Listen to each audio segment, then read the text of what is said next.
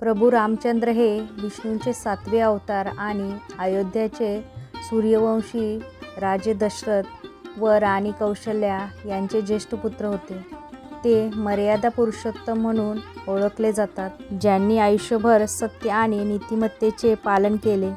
चैत्र महिन्याच्या शुक्ल पक्षातील नवमी तिथीला त्यांचा जन्म अयोध्येत झाला. त्यांची पत्नी सीता आणि बंधू लक्ष्मण व हनुमंतासोबतच्या कथा रामायण भारतीय संस्कृतीचा आधार आहेत. पण तुम्हाला माहीत आहे का, प्रभू श्री रामचंद्रांनी आपला अवतार कसा संपवला?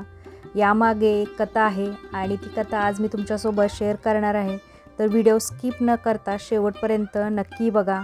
हॅलो, नमस्कार, श्री स्वामी समर्थ. मी रेश्मा तुम्हा सगळ्यांचं रेश्माच्या दुनियादारीमध्ये पुन्हा एकदा स्वागत करते. आपल्यापैकी किती जणांना श्री रामचंद्राच्या मृत्यूची किंवा विष्णूंच्या या राम अवताराच्या समाप्तीबद्दल माहिती आहे? प्रभू श्री रामचंद्रांनी अयोध्यावर अनेक वर्ष रामराज्य केले. प्रभूंना आपले अवतार कार्य संपवण्याची आठवणच राहिली नाही. सर्व देव चिंताग्रस्त झाले. भगवान विष्णूंना वैकुंठात परत आणणे आवश्यक होते. सर्व देव यमराजाकडे गेले. त्यांच्यावर ही कामगिरी सोपवली. परंतु यमाने हे कार्य करण्यास स्पष्ट नकार दिला. जोपर्यंत हनुमान अयोध्येत आहेत तोपर्यंत मी त्या नगरीत पाऊलही टाकू शकत नाही, असे सांगितले. शेवटी सर्व देवांनी ही जबाबदारी काळावर सोपवली. त्यांनी ती मान्यही केली, पण त्यालाही हनुमंताची भीती होती. म्हणूनच त्यांनी साधूचा वेश घेतला. बरोबर दुर्वास मुनींना घेतले. दोघेही अयोध्येत आले. काळ राजवाड्यात आला व त्यांनी रामरायाला भेटण्याची इच्छा प्रकट केली. रामरायाची भेट झाली. प्रभूंनी त्याला ओळखले. काळाने एकांतात बोलण्याची विनंती केली. रामचंद्रांनी महालाच्या एका खोलीत त्यांना नेले.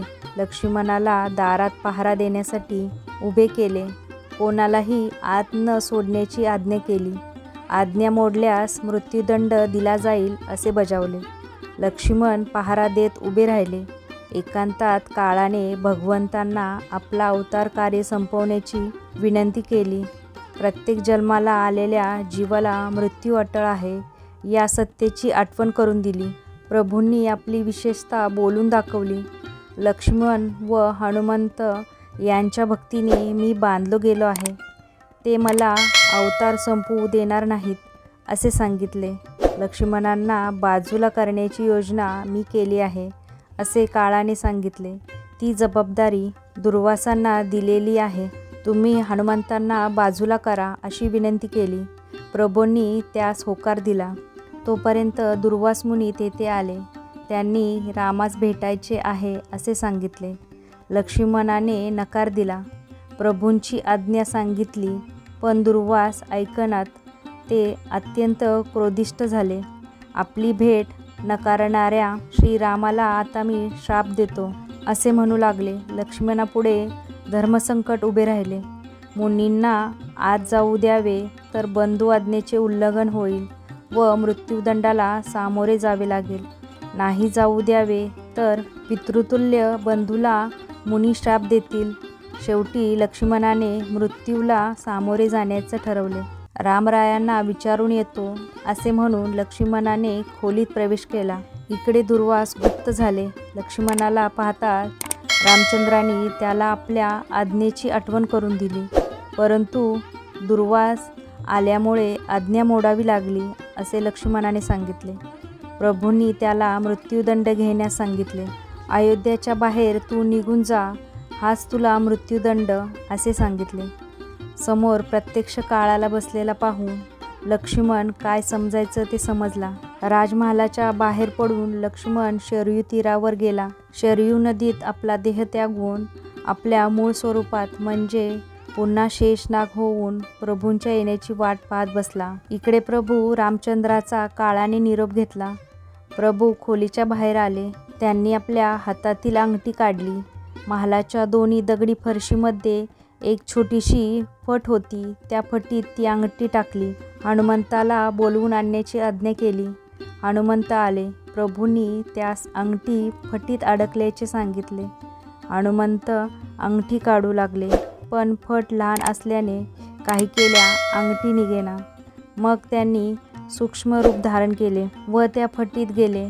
पण ती फट म्हणजे एक सुरंग होता. त्या फटीतून हनुमंत थेट पाताळात गेले. इकडे लक्ष्मणाचा वियोग आपणास सहन होत नाही, म्हणून आपणही आता शरयूमध्ये जातो असे सर्वांना सांगितले. प्रजाजन रडू लागले, शोक करू लागले, रस्ता अडवू लागले. प्रभू मात्र कोणाचेच ऐकनात. शेष त्यांची वाट पाहत होता. प्रभू शरयू तीरावर आले. सर्व प्रजाही बरोबर आली. ज्या मार्गाने लक्ष्मणजी गेले त्याच मार्गाने प्रभूंनीही प्रवेश केला व पाण्यात नाहीसे झाले. इकडे हनुमंत पाताळात पोहोचले. वासुकीने त्यांचे स्वागत केले व येण्याचे कारण विचारले. प्रभूंची अंगठी शोधण्यासाठी येथे आलो असे हनुमंतांनी सांगितले. वासुकीने त्यांना अंगठ्यांचा ढीग दाखवला व त्यातून प्रभूची अंगठी शोधून घेऊन जा असे सांगितले. परंतु त्या सगळ्या अंगठ्या सारख्याच होत्या, सर्व रामरायाच्याच होत्या. त्यामुळे मारुतीपुढे संभ्रम निर्माण झाला. तेव्हा खरी गोष्ट वासुकींनी त्यांना सांगितली. आपले प्रभू आपल्याला सोडून जात आहेत हे ऐकून मारुतीराया मनोवेगाने शरयू तीरावर आले. सर्व प्रजाजन शोक करीत होते. मारुतीरायांनाही अनावर असा शोक झाला. त्यांनी प्रभूंना दर्शन देण्याची विनंती केली. तेव्हा शरयूतून शेषावर पहुडलेले भगवान महाविष्णू प्रकट झाले. सर्वांना आनंद झाला. सर्वांनी भगवंताचे दर्शन घेतले. आपले कार्य संपल्यामुळे आपण वैकुंठी जात आहोत, कोणीही शोक करू नका असे सांगितले. आपले दोन्हीही पुत्र व बंधूंचे पुत्र यांच्याकडे राज्यव्यवस्था लावून दिली आहे. त्यांच्या आज्ञेत सुखाने राहा असा आशीर्वाद दिला. हनुमंत बरोबर येण्याचा हट्ट करू लागले. प्रभूंनी त्यांना त्यांच्या चिरंजीवित्वाची आठवण करून दिली. अयोध्याचे रक्षणाची जबाबदारी त्यांच्यावर दिली. सर्वांचा निरोप घेऊन प्रभूंनी वैकुंठाला गमन केले. तर तुम्हालाही प्रभू रामचंद्रांची आजची कथा कशी वाटली नक्की मला कमेंटमध्ये सांगा. जर तुम्हाला ही आजची कथा आवडली असेल तर जास्तीत जास्त लाईक करा, शेअर करा, सबस्क्राईब करा. पुन्हा भेटूया उद्याच्या नवीन व्हिडिओसोबत. तोपर्यंत सगळ्यांना श्री स्वामी समर्थ. जय जय स्वामी समर्थ. जय श्रीराम.